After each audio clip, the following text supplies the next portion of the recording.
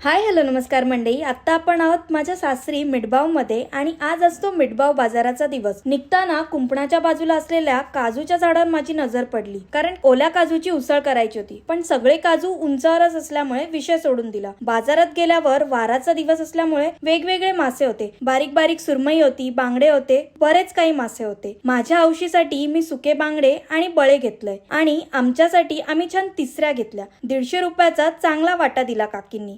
बाजारातून निघताना माझ्या गोवान माझ्यासाठी वळेसार घेतला. घराकडे इल्यावर 5 वेळा तिसऱ्या चांगले धुतले, कारण त्यात वाळू असते, कचकच लागू नये म्हणून. मग छान विळीवर शिंपल्या करलायला घेतल्या. सोबतच बांगडे पण मस्त साफ करून घेतले. मग बांगड्याची टकली आणि शेपटी आपल्या बुबूंना आणि मनीमाऊला दिली. सगळ्यांनी मस्त पार्टी एन्जॉय केली. तिसऱ्याच्या वाटपासाठी नारळ फोडून छान वाटप तयार करून घेतलं. मस्त झणझणीत तिसऱ्याचा रस्सा बनवलाय. याची रेसिपी मी तुम्हाला उद्याच्या व्लॉग मध्ये नक्की अपलोड करेन. सोबतच एका बाजूला मस्त बांगडे फ्राय पण करून घेतले. छान वाफाळलेला भात, तिसऱ्याचा रस्सा आणि बांगडा फ्राय. काय मग येताय ना जेवायला?